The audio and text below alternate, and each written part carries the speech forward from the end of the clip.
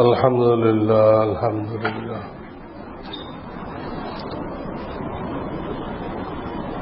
আপনাদেরকে একটা দায়িত্ব দেওয়া হইতেছে, হালাল হারামের মাসলা তাহকিক করার জন্য, যাচাই করার জন্য। আমার এলাকার অনেকগুলো বেকারিকে জিজ্ঞাসা করা হয়েছে যে আপনারা যে তেল ব্যবহার করেন, সবকিছুতে তেল লাগে, তো কি তেল ব্যবহার করেন? তো সবাই একই উত্তর দিচ্ছে যে পাম অয়েল। নাম হলো পাম অয়েল। দাম কত? ওনারা জানাচ্ছেন দাম হলো 70 টাকা কেজি। বাজারে মূল পাম অয়েল যেটা, এটা 150 টাকা কেজি, আর তারা কেনে 70 টাকা কেজি। তো জিজ্ঞেস করা হলো এটা কি দিয়ে বানানো হয়েছে? ওরা বলছে কিছু পাম অয়েল তো আছে এর মধ্যে, বাকিটা চর্বি। বাকিটা চর্বি। কিসের চর্বি এটা তারা জানে না বা ইচ্ছা করে বলে নাই। এতটুকু বলছে যে এটা পিওর পাম অয়েল না, এর মধ্যে চর্বি আছে। কিসের চর্বি? তোরা বলছে মেঘনা ঘাটে কতগুলো এই তেল নিম্নমানের পাম অয়েল তৈরি করার কারখানা আছে মেঘনা ঘাট, চিটাগাং রোডে। তো ওদের বক্তব্য তারা বলতে পারবে যে এটা কিসের চর্বি। এখন আপনাদের যদি কারণ মেঘনা ঘাটে লোক থাকে, পরিচিত কেউ থাকে, আর এটা যাচাই করা সম্ভবপর হয় যে এটা কিসের চর্বি। ইতিমধ্যে 2 জায়গায় ধরা পড়ছে যে বিদেশ থেকে প্রচুর পরিমাণ শূকর আনা হয়েছে। ধামরাইও ধরা পড়ছে, চিটাগাংও ধরা পড়ছে। লক্ষ লক্ষ টন শূকর চীনের থেকে, ফ্রান্স থেকে আনা হয়েছে এই তেল বানানোর জন্য। এখন এইটা মেঘনা ঘাটেরটা কি? কেউ কেউ ধারণা করছে কুরবানের সময় যে চর্বি কিছু লোক সংগ্রহ করে ওইটা। তো ওটা তো হোটেলওয়ালারাই দিয়ে দেয়, নিয়ে তারাই ভাজাভাজি করে বিভিন্ন জিনিস যে ভাজে তারা, সিঙ্গাড়া অমুক সমুক, ওখানে ওরা ব্যবহার করে ফেলে। ওই চর্বি দিয়ে এই হাজার হাজার ব্যারেল পাম অয়েল হবে না। এই জন্য আমাদের ইমানি দায়িত্ব যে এই পাম অয়েলটা কি, এত সস্তা। মূল পাম অয়েল 150 টাকা, তার অর্ধেকেরও কম আমাদেরকে কি খাওয়ানো হইতেছে। এটা আমাদের জানা থাকা উচিত, চিন্তা করা উচিত। হারাম খায় আমরা দিন ইমান নষ্ট না করি। দরকার হয় কিছু দিনদার লোকে বলা হবে তোমরা 150 টাকাটা দাও, দিয়ে দাম বেশি রাখো। তোমরা বেকারি সামগ্রী 150 টাকার যে পাম অয়েল কোনো খারাপ জিনিস না, পাম অয়েল কিন্তু ভালো। কিন্তু যখন এর সাথে কেমিক্যাল মিশায় এটাকে সয়াবিন বানায় অথবা সরিষা বানায়, তখন এটা ক্ষতিকর হয়ে যায়, বিষাক্ত হয়ে যায়। পাম অয়েল খারাপ না, কিন্তু কেমিক্যাল দিয়ে কেউ বানাইতেছে সয়াবিন, কেউ বানাইতেছে সরিষা। রাঁধুনের যে সরিষার তেল, এটা তো পাম অয়েলের। আপনি একটা ডিব্বা কিনে 6 মাস রেখে দেন, ব্যবহার করবেন না, দেখবেন যে ওটা সরিষার তেল নেই, যে কেমিক্যাল দিছিল ওটা হয়ে গেছে, নষ্ট হয়ে গেছে। ওটা যে পাম অয়েল আবার সেই পাম অয়েল হয়ে গেছে। রাঁধুনি খুব বড় বড় সাইনবোর্ড দিয়ে রাখছে, ধোঁকাবাজি ধোঁকাবাজি আর ধোঁকাবাজি। জনগণ এত বেশি প্রতারিত হইতেছে, এত বেশি ধোঁকা খাইতেছে। আর এইসব ভেজালের কারণে যত রকম রোগ বালাই, এই ক্যান্সার, ব্লক, হাবি দাবি, যত মারাত্মক রোগ দেখা দিতেছে, সব গোড়া তো এই সমস্ত খারাপ জিনিস, পচা জিনিস, শুকুরের চলে এগুলো খেয়ে সব মানুষ অসুস্থ হয়ে যাচ্ছে। এই জন্য দোয়া করা দরকার এবং নিজেরা উদ্যোগ নিয়ে হালাল মাল খাওয়ার ব্যবস্থা করা দরকার। মুসলমানদের মধ্যে ব্যবসায় আছে, তারা হালাল জিনিস সাপ্লাই দিক, অল্প লাভ করে হালাল জিনিস সাপ্লাই দিক, সবাই সেখানে যাবে। হালালের আশায় সবাই যাবে, অল্প লাভ করলেও তার বেশি লাভ হয়ে যাবে। এটা ব্যবসার পলিসি। লাভ কম করতে হয় তো বেচা বেশি হয়, তো গড়ে দেখা যায় লাভ বেশি হয়েছে। আর যারা বেশি লাভ করে ওদের মধ্যে খরিদ্দার যায় না, ওদের লাভ হয় না। বেকুবরা বেশি লাভ করে। আল্লাহ হেফাজত করব।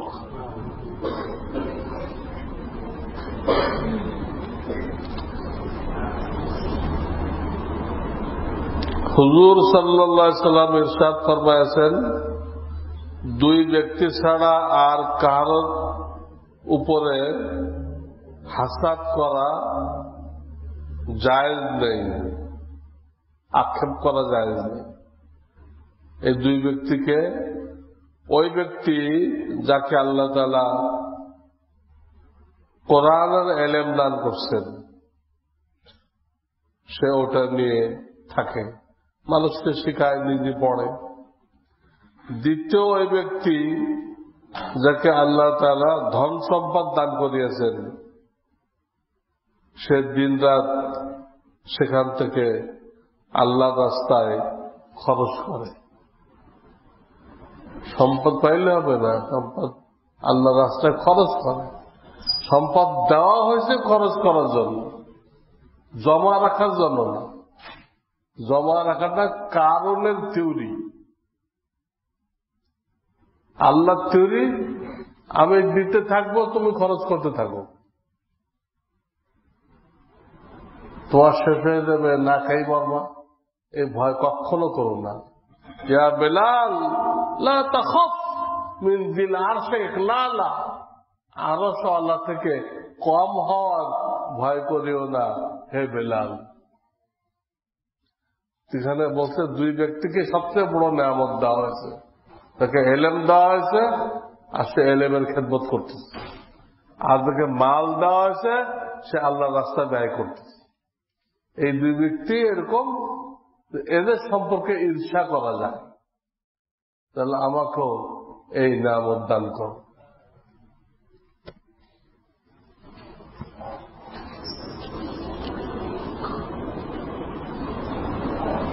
মেসওয়াক করার ডাল কেমন হওয়া উচিত? ডালটা এরকম হওয়া উচিত যে ওই ডালের মধ্যে গিরা নেই, বা আঁশগুলো বেশি শক্ত না, যে মাড়ি ক্ষতিগ্রস্ত হয়। এই 2টা জিনিস খেয়াল রাখতে হবে। গিরা না থাকে, আঁশগুলো তুলনামূলক মোলায়েম হয়। আর তরিকা হলো প্রথম ডাইন সাইড করবে, পরে বাম সাইড করবে, গোড়ার থেকে আগার দিক যাবে, দুনো দাঁত একসাথে না, কারণ নিচেরটা করতেছেন, গোড়ার থেকে মেশকটা এবার উপর দিকে নেবেন, কারণ উপরে করবেন, উপরটা নিচের দিকে আনবেন, একদিক একদিক একদিক।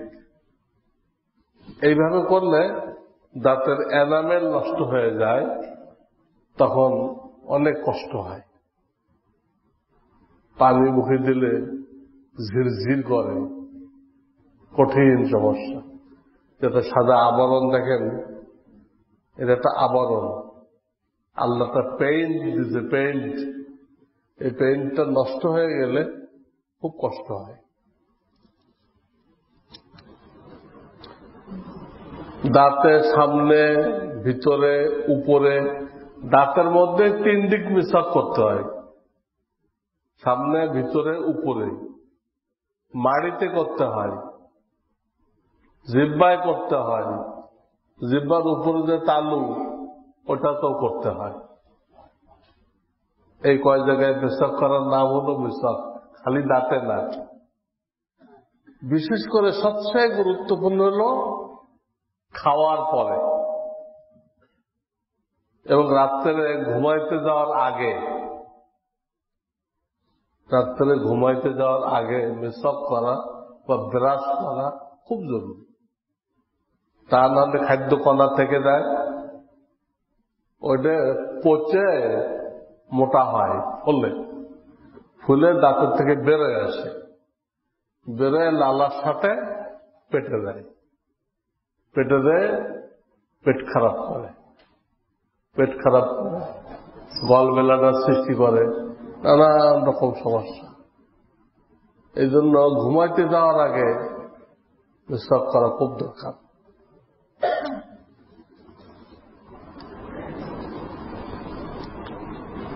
শায়েখের মাধ্যমে ইসলাহ এবং খেলাফতের মধ্যে সম্পর্ক কি? কেউ যদি মনের মধ্যে খেলাফতের চিন্তা ও খেলাফতের আশা রাখে, তবে তার করণীয় কি? তার কোনোদিন ইসলাহ হবে না। যে আগের থেকে মনের ভিতরে এই আশা রাখবে যে আমি যেন খেলাফত পাই, খেলাফত পাওয়া মানে তো পীর হয়ে গেল, খেলাফত পাওয়া মানে কি? সে পীর হয়ে গেল। এই আশা আগের থেকে যে রাখবে, তার অন্তরের রোগের চিকিৎসাই হবে না, শায়েখের চিকিৎসা তাকে ধরবে না, তার ভিতরে তাসির করবে না। কারণ এটা কারো দিলের ভিতরে আসলে আল্লাহর কাছে ইস্তেগফার করতে হবে, আমি এই জন্য সম্পর্ক রাখি না, আমি আমার নিজেকে রোগ মুক্ত করার জন্য আমি সম্পর্ক রাখি। যতবার এই খারাপ খেয়াল আসবে, ওটাকে প্রতিহত করতে হবে। ইসলাহ করতে করতে শায়েখ যখন কাউকে দেখে যে এর ভিতরে অন্যকে চিকিৎসা দেওয়ার যোগ্যতা চলে আসছে, তখন তাকে কি দেয়? খেলাফত দেয়। চিকিৎসা করতে করতে সেই ডাক্তার হয়ে গেছে, ডাক্তার হয়ে গেছে। যেরকম রোগী, ওরা পুরাতন রোগী, তারা রোগ সম্পর্কে এতটা অভিজ্ঞতা সম্পন্ন হয় যে নতুন ডাক্তারদের থেকে তারা ভালো বোঝে। সে কিন্তু ডাক্তার না, দীর্ঘদিনের রোগী, কিন্তু চিকিৎসা নিতে নিতে ওই সাবজেক্টের ডাক্তার হয়ে গেছে, বুঝছেন না? মসজিদে মৃত ব্যক্তির জন্য দোয়ার পরে মিষ্টি অথবা বিরিয়ানি দেওয়া হয়, ইহা খাওয়া কি জায়েজ? যদি ইজমালি টাকা থেকে দেয়, মৃত্যু ব্যক্তির ইজমালি টাকা থেকে, তাহলে খাওয়া জায়েজ নেই। আর যদি তার টাকা ভাগ হয়ে যায়, এরপরে কেউ নিজের টাকা দিয়ে খাওয়ায় মুসাল্লিদেরকে, তো খাওয়াইতে পারে। নিয়ত করলো আমি খাওয়াইলাম, এর যে সওয়াব হয় আমার আব্বা যেন পায়। খাওয়াইলে সওয়াব হয় না, সেই সওয়াবটা বাপমার নামে বক্সে দিল, বাপমার জন্য পৌঁছে দিল। ইজমালি ফান্ড না হওয়া জরুরি।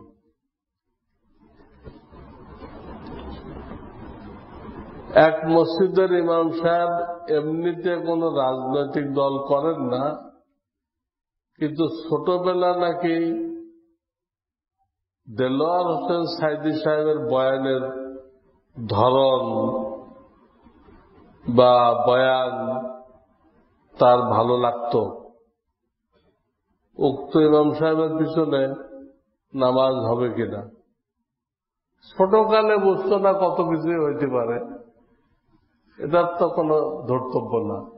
এখন তার বিশ্বাস কি? এখন সে মওদুদির আকীদাকে কি ঠিক মনে করে?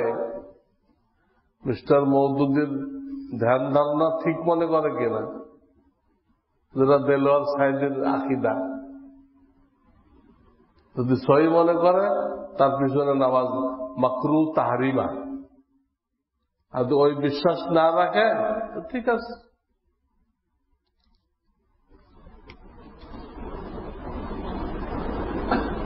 ইমাম মাহাদি কি লিখছে, সাল্লাল্লাহু আলাইহি সাল্লাম লিখছে না আলাইহিস সালাম লিখছে? দুটাই ভুল। আলাইহি রিজওয়ান কইতে হবে, ইমাম মাহাদি আলাইহি রিজওয়ান।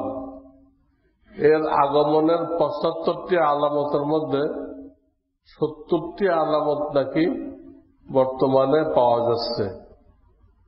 কোরআন শরীফ ও সহিহ হাদিসের আলোকে এ কথা সত্য কিনা? ইমাম মাহাদির আগমনের প্রেক্ষাপট সম্পর্কে কিছু বলবেন? তো বলা হয়ে গেছে। আমি যখন নাকি ঈমান নিয়ে আলোচনা করছি, তো কিয়ামতের আগে কি ঘটবে, কিয়ামতের সময় কি ঘটবে, কিয়ামতের পরে কি ঘটবে, এই কিয়ামত বোঝাতে যে 3টা পার্ট। তা আগে কি ঘটবে ওর ব্যাখ্যা করতে যে ইমাম মাহাদির আলোচনা আছে। কিন্তু এই কথাগুলো কোথায় পাওয়া গেল? ৭৫টা আলামত ৭০টা পাওয়া গেছে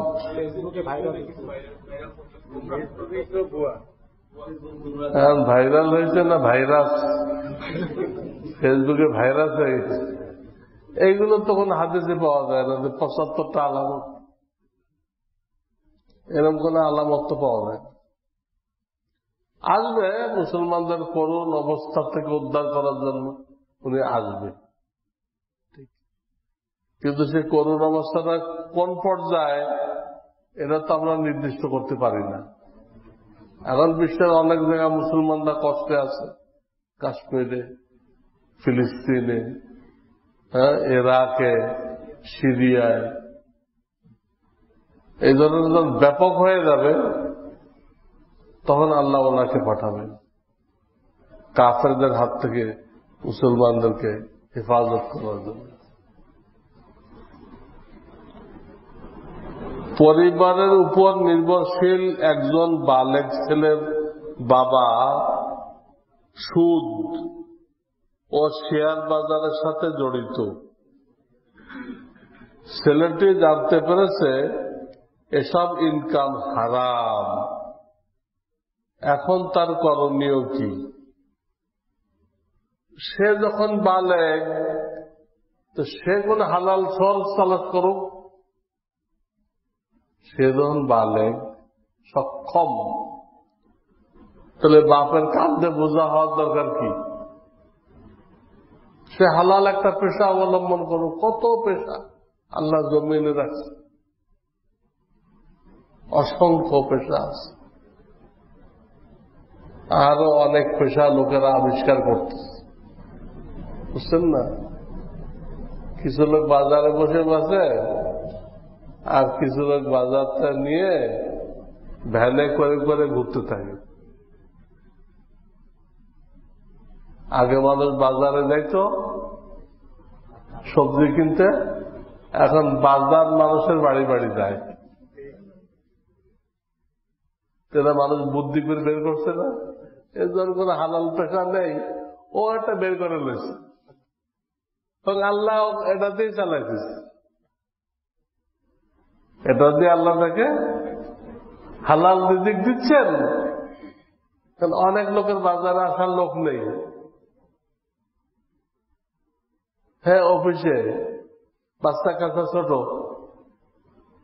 ওই বিবি সব কাজের বোয়া দিয়ে এই ভেড়ার থেকে কেনে। আর অনলাইন বাজার চালু হয়েছে, আপনার বাসায় দিয়ে আসবে, যা যা অর্ডার করবেন সব মাল আপনার বাসায় দিয়ে আসবে। কত রকম নতুন নতুন ব্যবসা চালু হইতেছে। আল্লাহ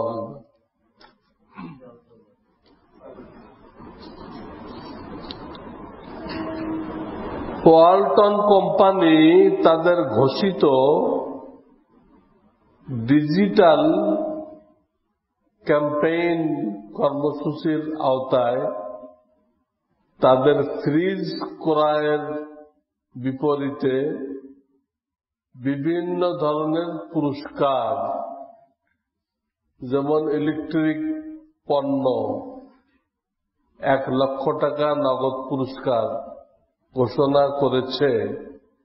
এই ধরনের পুরস্কার কেউ পেলে তা গ্রহণ করা যায় যাবে কিনা? না।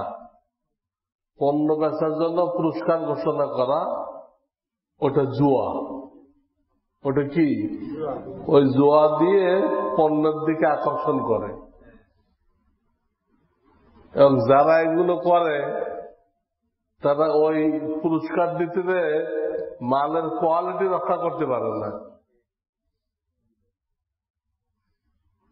বিভিন্ন জিনিস কিনলে ওর সাথে এটা ফ্রি দেয় না। ভীম কিনলেন, এটা প্লাস্টিকের বাটি দিল। এগুলো তো ব্যাপক হয়ে গেছে। ও মনে করে না ফ্রি পাওয়া গেল, ফ্রি পাওয়া যায় না। ওই ভীমের সাথে ওটার দামও কি করছে, নিয়ে নিছে, আবার বাধ্যতামূলক ওটা আপনাকে কিনতে বাধ্য করছে। ব্যবসায়ীদের শয়তানি, ব্যবসায়ীদের শয়তানি। ভীমও বেচল আর প্লাস্টিকও বিক্রি করল, দুটাই বেচল। অথচ মানুষের দরকার নেই, ভীম দরকার আছে, হাড়ি পাতিল দুইটে, কিন্তু ওই প্লাস্টিকের মগ তো দরকার নেই। এগুলো জুয়া। পুরস্কার ঘোষণা করে, এগুলো জুয়া। আমরা কোন আমল করলে মৃত্যুর সময় আমাদের করে না? হ্যাঁ, কোন আমল দ্বারা মৃত্যুর সময় কি প্রশ্ন? আমাদের কোন আমল করলে মৃত্যুর সময় কালেমা নসিব করে? কোন আমল আছে? নির্দিষ্ট কোন আমল দরকার নেই। আপনি দিনের উপরে চলেন, ইচ্ছা করে গুনাহ করবেন না। মৃত্যুর সময় কলেমা পড়া শরিয়াতে কোনো জরুরি না। যে সারা জীবন ইসলামের উপর ছিল, সারা জীবন ইসলামের উপর ছিল, আল্লাহর পথে ছিল, সে কোনো কারণে মৃত্যুর সময় কলেমা পড়তে পারল না বা ঘুমের মধ্যে মরে গেল, তো কি বলা হবে যে এই লোকটা বেঈমান মরে গেছে? মৃত্যুর সময় তো নবীজি কলেমা পড়েন নাই। মৃত্যুর সময় আমাদের নবীজি কালেমা পড়েন নাই। তিনি পড়ছেন আল্লাহুম্মা আলহিকনি বির রফিকিল আলা। আল্লাহুম্মা আলহিকনি, কালেমা পড়া জরুরি হলে এটা পড়লেন কেন? মৃত্যুর সময় পড়তে পারলে ভালো। এজন্য পাশের লোকদেরকে বলা হয়েছে তোমরা পড়তে থাকো, ওনাকে পড়তে বলো না, অস্বীকার করলে ক্ষতি হবে। পড়তে থাকো, ও যদি একবার পড়ে বাস তোমরা বন্ধ করে দাও। পাশে বসে পড়ো তোমরা, যে মৃত্যু পথ যাত্রী সে একবার পড়লো আর দরকার নেই। তো এটা একটা মুস্তাহাব জিনিস, মুস্তাহাব জিনিস। কেউ কলেমা না পড়ে সুবহানাল্লাহ ওয়া বিহামদি পড়তে পড়তে মরে গেল, তো একই জিনিস। এটা আল্লাহর জিকির, লা ইলাহা ইল্লাল্লাহ জিকির, সুবহানাল্লাহ ওয়া বিহামদিহি জিকির। যে কোনো জিকির করতে করতে মরে গেল, কোরআন তেলাওয়াত করতে করতে মরে গেল। হ্যাঁ, অনেক লোক সিজদার মধ্যে মরে যায়, সিজদা করতেছিল, তাসবিহ পড়তেছিল, চলে গেছে। এদের অনেকে ভুল বুঝে, মৃত্যুর সময় কলেমা না পড়লে মনে করে এই লোকটা ঈমান নিয়ে মরে নাই। এটা পুরা গলত। যে সারা জীবন ইসলামের পর ছিল, সে কলেমা না পড়লো ঈমান নিয়ে গেছে, কলেমা না পড়লো ঈমান নিয়ে গেছে। কেন এক হাদিস আছে, তোমরা যেভাবে জীবন কাটাইবা ওইভাবে তোমাদের মৃত্যু হবে। তো জীবন কাটাইতে ইসলামের পথে, তো মৃত্যু হবে ঈমানের উপরে।